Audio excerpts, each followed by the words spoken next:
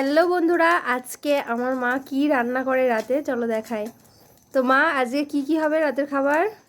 আজকে হবে রুটি ভাজবো আর তড়কা করব আর পায়েস রান্না করব। তরকা কি নিরামিষ? হ্যাঁ, নিরামিষ করব। আর তোমার আর জামাইয়ের জন্য আমিষ করবা, ডিম দিয়ে করবা। তো তরকাটা কিভাবে রান্না করবা চলো আমাদেরকে দেখাও। হ্যাঁ চলো দেখিয়ে দিচ্ছি আমি। আচ্ছা, তো বন্ধুরা তোমরা তো শুনেই নিলে আজকে আমার মা বানাবে নিরামিষ তরকা। হ্যাঁ, নিরামিষ তরকাই বানাবে। তরকা কিন্তু ডিম বা পেঁয়াজ ছাড়া হয় না। কিন্তু আমার মা নিরামিষ তরকা বানাবে, তো কিভাবে বানাবে সেটাই চলো দেখি।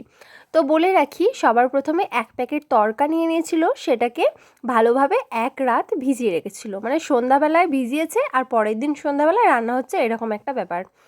তারপরে এটাকে ভালোভাবে সিদ্ধ করে নিয়েছে, কাঠের জালে ভালোভাবে সিদ্ধ করে নিয়েছে। হাত দিয়ে একটু প্রেস করতেই এটা একেবারে গলে যাচ্ছে। ভালো মতো সিদ্ধ না হলে কিন্তু খেতে ভালো লাগবে না, গোটা গোটা ঠেকলে একদমই ভালো লাগে না। আচ্ছা, এই প্যাকেটের মধ্যে কিন্তু একটা কসুরি মেথি আর একটা তড়কা মশলা ছিল। তড়কা মশলাটা মা এখানে ইউজ করেনি। কি ইউজ করেছে দেখি: লঙ্কা গুঁড়ো, হলুদ, লবণ, ধনে গুঁড়ো, শুকনো লঙ্কা আর একটু জিরে আর গোটা গরম মশলা, কাঁচা লঙ্কা আর একটু চিনি।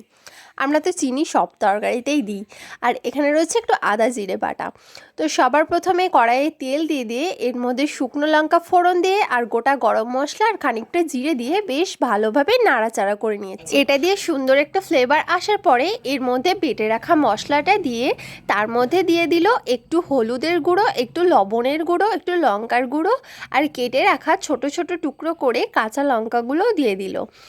যা যা মশলা দেওয়ার এখানে কিন্তু তোমরা কাশ্মীরি লঙ্কাও দিতে পারো কালারের জন্য, কিন্তু আমরা দিইনি। তো যাই হোক, এটা দেওয়ার পরে মশলাটাকে বেশ খানিকক্ষণ কষিয়ে নিতে হবে। চিনিটা কিন্তু এই কষানোর সময় দিতে হবে, পরে দিলে মিষ্টি মিষ্টি লাগবে আর এখন দিলে একটা সুন্দর কালার আসবে। তো এই মুহূর্তে মা সমস্ত মশলা, চিনি, যাবতীয় যা দেওয়ার সবটা দিয়ে খানিকটা জল দিয়ে সুন্দরভাবে কষিয়ে নিচ্ছে।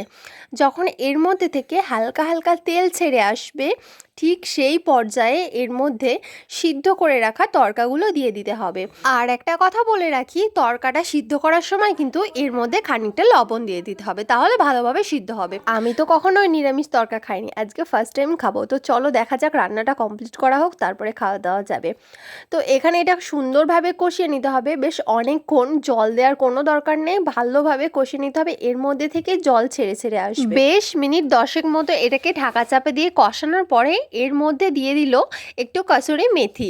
এটাকে হাতে ভালোভাবে ডলে নিলে এর মধ্যে থেকে একটা সুন্দর ফ্লেভার আসে। তো এর মধ্যে কোনো রকম তড়কা মশলা দেয়নি, এটা দিয়ে সামান্য পরিমাণে গরম মশলা দিয়ে এটাকে ভালোভাবে নাড়াচাড়া করে মিনিট 5 মতো ঢাকা চাপা দেওয়া ছিল। তড়কা রান্না করতে কিন্তু একদমই বেশি টাইম লাগে না, এটাকে যদি সিদ্ধ করে রাখা যায় তাহলে খুব তাড়াতাড়ি হয়ে যায়। মাত্র 10-15 মিনিটের মধ্যে রান্নাটা কমপ্লিট হয়ে যায়। আর এটা তো রুটির সঙ্গে খুবই ভালো লাগে। আর আমি তো আগে খেয়েছি ডিম দিয়ে তরকা, কিন্তু আজকে ফার্স্ট টাইম নিরামিষ তরকা খাবো, কারণ বাবা মাও খাবে, তার জন্য নিরামিষ বানানো হচ্ছে। আর এখানে রুটি বানাতে এসেছি, মানে সব রুটিগুলো মাই করেছে। এখানে আমি একটা রুটি লাস্টেরটা করে নিচ্ছি, আগাগোড়ায় আমি লাস্টের রুটিটা করি, ভালো হোক খারাপ হোক। তো কাঠের উনুনেই আমাদের রুটি বানানো হয়, আর কাঠের উনুনে রুটিগুলো খুবই সুন্দর হয়। কাঠের উনুনে রান্না করা সমস্ত তরকারি খেতে খুবই ভালো লাগে, আমার তো ভালো লাগে, আর কার ভালো লাগে জানি না। তো এখানে দেখো আমরা রুটি বানিয়ে নিচ্ছি, রুটিগুলো খুব সুন্দর ফোলে, এরকমভাবে উনুনে সেঁকে নিলে দারুণ ফোলে। গ্যাসের রুটির থেকে আমার তো উনুনের বানানো রুটিগুলো বেশি ভালো লাগে। তোমাদের কার কার উনুনে বানানো রুটি ভালো লাগে অবশ্যই জানিয়ে যেও। আর এই তরকাটা কেমন লাগলো অবশ্যই জানিও। আর তোমরা একবার নিরামিষ ট্রাই করে দেখো, যাদের বাড়িতে নিরামিষ খায় তারা একবার নিরামিষভাবে এই রান্নাটা করে দেখো, খেতে অবশ্যই অনেক অনেক ভালো লাগবে। তো আমাদের তো রুটি বানানো কমপ্লিট হয়ে গেছে, এবার রুটিগুলোকে ভালোভাবে ঝেড়ে নিতে হবে। তো মা রুটিগুলোকে দেখো ঝেড়ে নিচ্ছে, খুব তাড়াতাড়ি ঝেড়ে নিচ্ছে, কারণ তাড়াতাড়ি খেতে হবে তো। আর এখন প্রায় 9:30 কাছে বেজে গেছে, আর পায়েসটাও গ্যাসে চাপিয়ে দিয়ে এসেছিলো। তো মা আজকে পিঙ্ক কালারের পায়েস করেছে। তোমরা কি আগে কখনো পিঙ্ক কালারের পায়েস খেয়েছো অবশ্যই কমেন্ট করে জানাবে।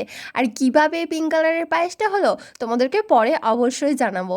তো তোমরা আগে গেস করে বলবে যে কিভাবে পিঙ্ক কালারের পায়েস বানানো যায়, তারপরে বলবো। তো এখানে সব খাবার আমরা নিয়ে নিচ্ছি। তো এই খাবারটা বেড়ে নিয়েছি আমার বরের জন্য। এখন বাজে প্রায় 10:45 মতো, ও চলে এসছে, দেখলাম হর্ন দিচ্ছে, মা দরজা খুলতে গেল আর আমি এখানে ভিডিও ক্যাপচার করে নিচ্ছি। তো আমি এখানে ওর জন্য খাবার পুরো বেড়ে রেডি করে দিলাম। দিয়েছিলাম। আর আমি আগে একটু খেয়ে দেখলাম, বেশ ভালোই লাগলো। আর হ্যাঁ, একটা কথা বলি, এই তরকার মধ্যে আমি একটা ডিম ভেজে আলাদা করে দিয়েছিলাম, আর একটু তড়কা মশলা যেটা প্যাকেটের মধ্যে ছিল সেটা দিয়ে দিয়েছি। তো তড়কা মশলাটা দেওয়ার পরে আরও ভালো লাগছে। ওর তো খুব ভালো লেগেছে, ও বললো খুবই সুন্দর হয়েছে। আর এই পিঙ্ক কালারের পায়েসটাও অনেক অনেক ভালো লেগেছে, রুটি দিয়ে খেতে তো দারুণ লাগে। আর পায়েস মানেই তো আলাদা একটা ভালোবাসা। তো আমাদের এই আজকের ভিডিওটি তোমাদের কেমন লাগলো অবশ্যই কমেন্ট করে জানিও। ভালো লাগলে লাইক কমেন্ট শেয়ার করো, আর আমার চ্যানেলটিকে সাবস্ক্রাইব করে আমার পাশে থেকো। ধন্যবাদ।